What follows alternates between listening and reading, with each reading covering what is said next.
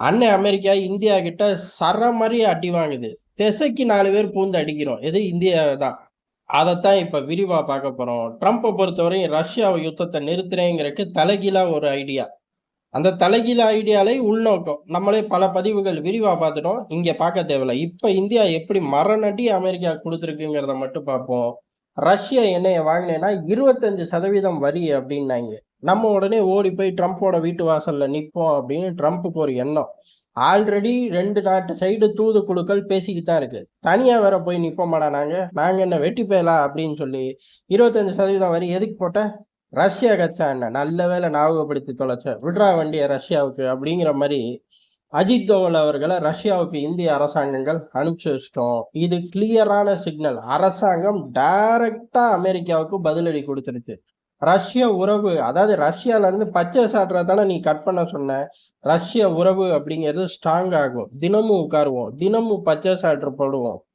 என்ன பண்ணுவ நீ அப்படிங்கிற மாதிரி இறங்கி அடிச்சிட்டோம். போனதோட நோக்கம் அப்படிங்கிறது ட்ரம்ப்போட தடைகளை மீறி கச்சா எண்ணெயை கொண்டு வர்றது. கூடுதலான டிஸ்கவுண்ட். இந்தியாவை பொறுத்தவரை பெனிஃபிட் தானே, மியூச்சுவல் பெனிஃபிட். ரஷ்யாவுக்கு பெனிஃபிட், நமக்கு பெனிஃபிட். கூடுதலான டிஸ்கவுண்ட்ல நாங்கள் இன்னமும் ஆயில் வாங்குவோம் அப்படிங்கிற மாதிரி அந்த பேச்சுவார்த்தை.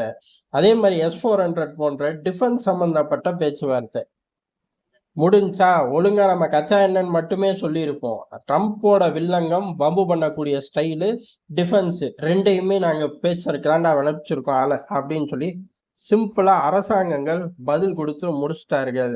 இதுக்கு அமெரிக்காவுக்கு பதில் கிடைச்சிருச்சு. இப்ப 25% வரி போடணும். வரி போட்டா அவர்கள் வேற ரூட் எடுப்பார்கள். அந்த ரூட்ல வளமா போயிட்டாங்க அப்படின்னா ஊர் பயப்புறம் அந்த ரூட்ல போக ஆரம்பிச்சிருவான்.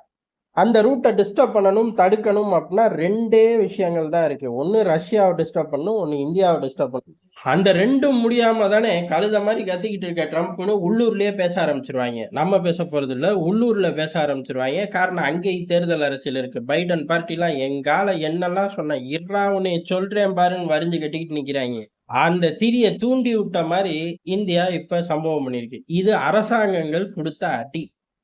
வெளியுறவுத்துறை கொடுத்த அடியை நேத்தே விரிவா பார்த்துட்டோம். அதனால அது தேவையில்ல. இப்ப ராணுவ ரீதியான அடி கொடுத்துருக்கோம். இது அமெரிக்கா கொஞ்சம் கூட எதிர்பார்க்கல.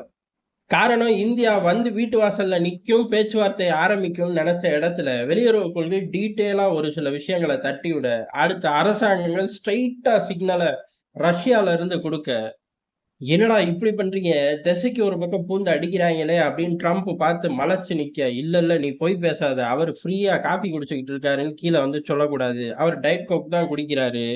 24 மணி நேரத்துல 4 நிமிஷம் இந்திய விவகாரம் அப்படின்னா இன்னும் கொள்ள நேரம் இருக்கு. அந்த மனுஷன் எல்லா வேலையும் பார்த்துதான் ஆகணும். பார்க்கக்கூடிய ஆளு, பார்க்கக்கூடிய நாடு, அதுல எல்லாம் பிரச்சனை கிடையாது. ஆனா நம்ம கிட்ட வம்பு பண்ணி பொழைச்சதாக வரலாறு இருக்கு. இப்ப பொழைக்க முடியாது அப்படிங்கறதான் இங்க விரிவா பார்த்துக்கிட்டு இருக்கோம். இப்ப ராணுவ ரீதியா ஒரு சில பதிவுகளை போட்டு பிரஷரை கிரியேட் பண்ணி அடிக்க ஆரம்பிச்சிட்டோம். என்ன அப்படின்னா, ரஷ்யா நடத்தக்கூடிய யுத்தத்துக்கு இந்தியா தான் முழுக்க ஃபண்டிங் பண்ணுதுன்ட்டாங்க. நம்ம எது காசு அனுப்பிச்சு விட்டோமா?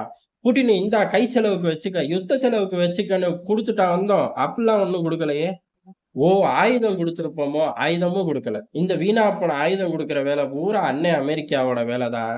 நாங்க அதை 2யுமே பண்ணல.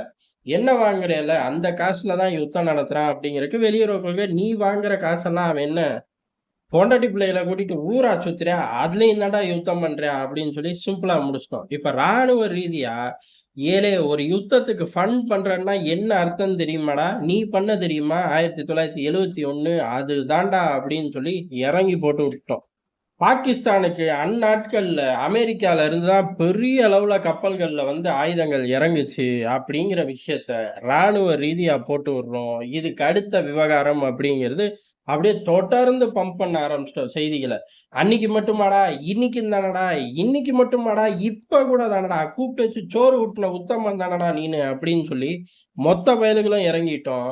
இது அமெரிக்காவுக்கு மிகப்பெரிய சிக்கல். இப்ப ஊர் உலகத்துல உள்ள அம்புட்டு பயலும் சொல்லுவான், ஆமா ஆமா நாங்க கூட சண்டை போட்டுக்கிட்டு இருக்கும்போது இந்த பையதான் ஆயுதங்களை கொடுத்தான். இதோ இப்ப கூட ஆப்கான்ல பாரு கொள்ள ஆயுதங்களை விட்டுட்டு போற மாதிரி போய் நமக்கு தான் பிரச்சனை வருது. எங்க யுத்தங்கள் நடந்தாலும் அங்க அமெரிக்க ஆயுதங்கள் இருக்கும், இல்ல அமெரிக்க டாலர் சம்பந்தப்படும், இல்ல அமெரிக்காவே நேரடியா இருக்கும்னு 3 கேட்டகிரியை தவிர வேற கண்ணால காட்டு பார்ப்போம் அப்படின்னு சொல்லி கொள்ள பயலுக இறங்கி செய்ய ஆரம்பிச்சிட்டாங்க. இந்தியா இப்படி ஒரு அடியை கொடுக்கும்னு எதிர்பார்க்கல. ட்ரம்போட விஷயம் என்ன அப்படின்னா, அவர் மனசுல உள்ளத 5% 15% ஆக்கணும். 10% இன்கிரீஸ். ஆனா, ஒரு பிசினஸ் மேனுக்கே உரிய கூட்டி குறைக்கக்கூடிய விவகாரத்த செய்யறாரு. அத பிசினஸ் டேபிள்ல உட்கார்ந்து செஞ்சிருந்தா பிரச்சனை கம்மி.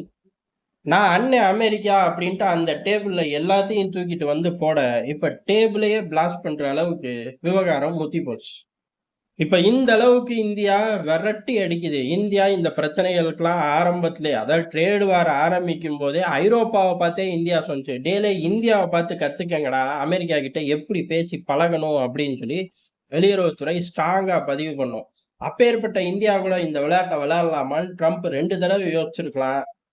யோசிச்சிருப்பாரு. யோசிக்காம இருக்காது. 2 தடவையும் அவருக்கு ஒரே விடை தான் வரும். ஏன்னா ட்ரம்ப் மனசுல ஒண்ண நினைச்சிட்டு உனக்காக யோசிக்கிறேன், உனக்காக யோசிக்கிறேன்னு சக ஆட்களை பார்த்து சொல்லியிருப்பாரு. கடைசியில இதான் முடிவு போய் செய்யுங்க அப்படின்ட்டு இருப்பாரு. அவனுங்களும் செஞ்சுட்டோன்ட்டு கூடவே இன்னொரு பேப்பரையும் கொடுத்துருப்பாங்க. இந்தியாவும் வச்சு செஞ்சிருச்சு சாமி நம்மள அப்படின்னு. இப்ப இந்தியா ஒத்து வராது அப்படிங்கிறத ஸ்ட்ராங்காவும் சொல்லிட்டோம். ஒத்து வராதத சேட்டையா சொல்லல. ஆக்சுவல் என்னவோ அதை பதிவு பண்ணியிருக்கோம். இந்த யதார்த்தமான உண்மையை கூட சேலஞ்ச் பண்ணிடலாம். யதார்த்தமான உண்மையை சேலஞ்சே பண்ண முடியாது. காரணம் அந்த இடத்துல எல்லாத்தையும் சுக்கு நூறா உடைக்கிற மாதிரி எவிடன்ஸை தூக்கி டேபிள்ல போடுவோம். இப்ப அப்படிதான் போட்டுருக்கோம்.